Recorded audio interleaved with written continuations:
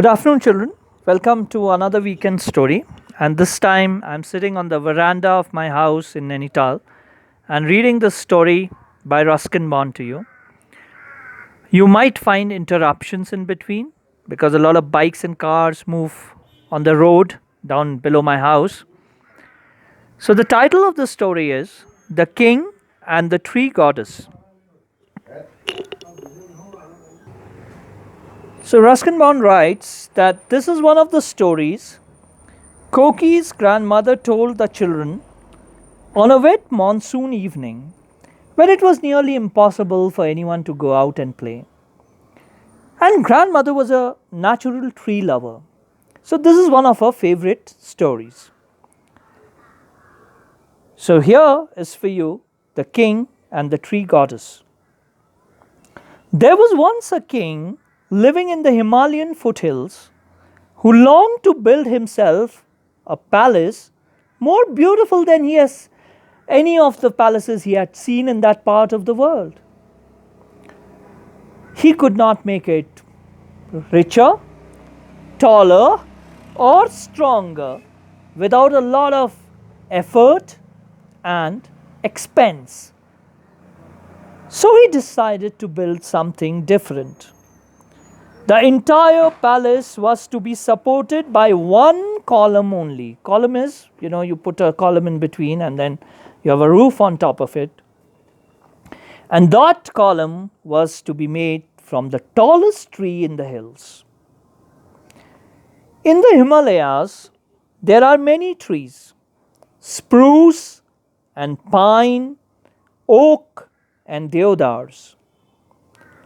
And the tallest and the strongest are the deodars, whose very name, Deodar, means tree of gods. The king sent for his prime minister and said, "Send men to my forests far and near and tell them to cut down and bring to the city without delay the largest deodar they can find." "But the deodar is a sacred tree," protested his daughter. "It is used only for building temples." "All the more reason for me to have one," said the king. "My palace shall be as magnificent as any temple." The prime minister sent out 30 men, but they soon returned, saying that though there were many great deodars in the kingdom, they could never carry or drag those trees over the rough terrain they had to encounter between the palace and the forests. When the king heard this, he called his son and said, "Take your horsemen, and with the help of your horses, bring me one of those trees." The prince rode out with his horsemen, but returned after a few days, saying, "No horses could move such a tree an inch. We have tried oxen too, but without any success." So oxen are oxes. "Well then, try elephants," said the king. Elephants were brought from the plains, but the hills were too steep for them, and the paths too narrow. They had to return to the valley. "Very well," said the king angrily. "In one of my own parks you must find me a tree just as big as any in the forest. Bring it to me within 7 days. Within 7 days. So now see what happened. After much searching, the king's men found a splendid deodar tree growing not far from the city. It was worshipped by the people of many villages round about, because within it lived a goddess.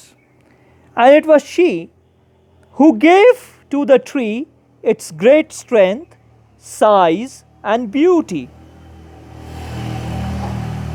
When the prime minister and his men had decided that the column for the king's palace must be made from this lofty deodar tree, they came with garlands, lamps, and music to pay their respects to the goddess inside the tree, and to warn her that she must leave her abode is home.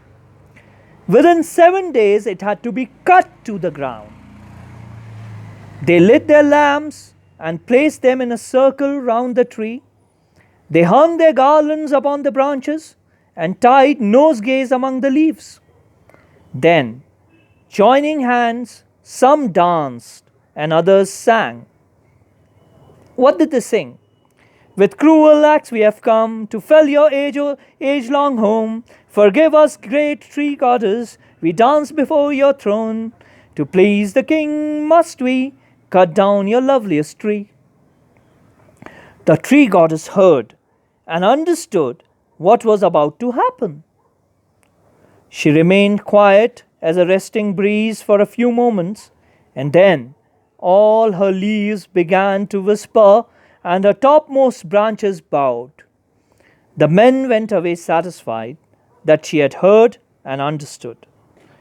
That night, when the king was asleep, a glorious figure draped in shining green foliage appeared to him. And this figure spoke in a voice that was like the rustle of autumn leaves. And what did it say? I am the goddess of the deodar tree, great king. Your men have told me that you intend to cut me down. I have come to beg you to change your mind. No, my mind is made up, answered the king in his dream. Yours is the only tree in all my parks strong enough to support by itself a palace, and therefore I must have it.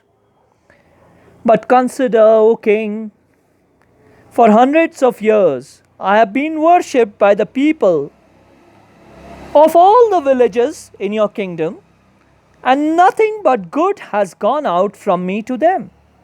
The birds nest in me. I send a most lovely shade upon the grass.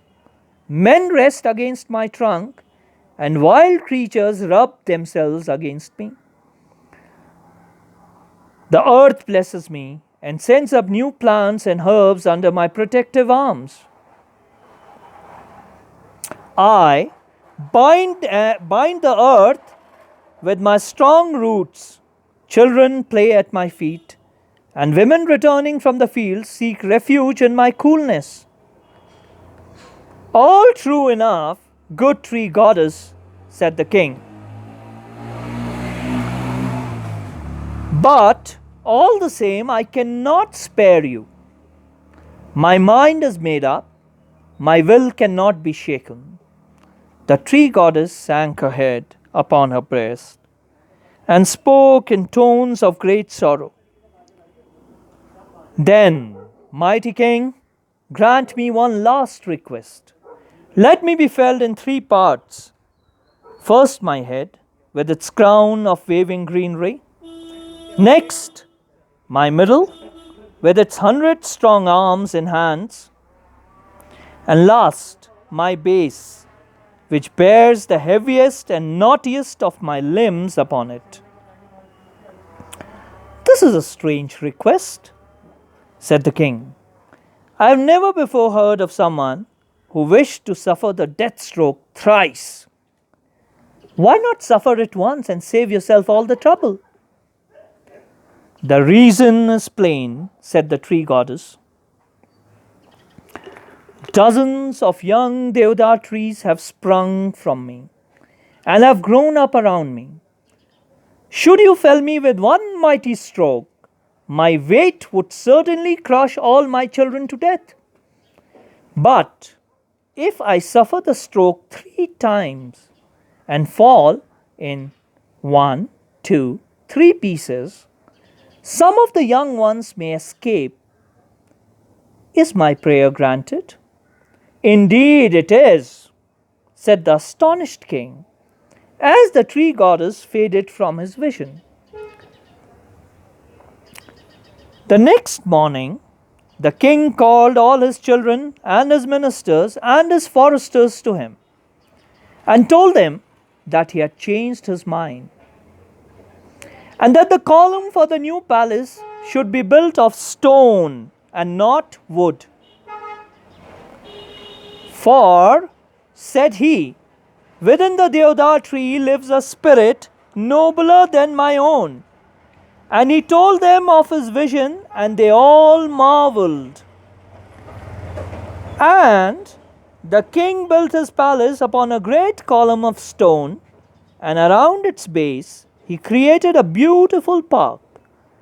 And the children of the city and the surrounding villages flocked to the gardens to sit on the grass and enjoy many beautiful flowers and trees that had been planted on all sides. Taking the example of the king, no one built their houses of wood anymore. The houses were made of stone, and great deodars were able to spread freely through the forests. And if you go up the mountains, said grandmother, you can still see those forests all the way up the sacred river Ganga to its source near the eternal snows. So this is the story why the houses in the hills are now not built of wood but of stones. But these days they use cement without being very sensitive to the ecology of the hills. There are a lot of vehicles I see in Nainital. You must have heard so many of them plying during the storytelling session itself. So people are not taking care of the hills, which they must. They should take care of the hills if they want the hills to survive. People should walk in hill stations and not drive. So I hope you enjoyed the story. Thank you very much.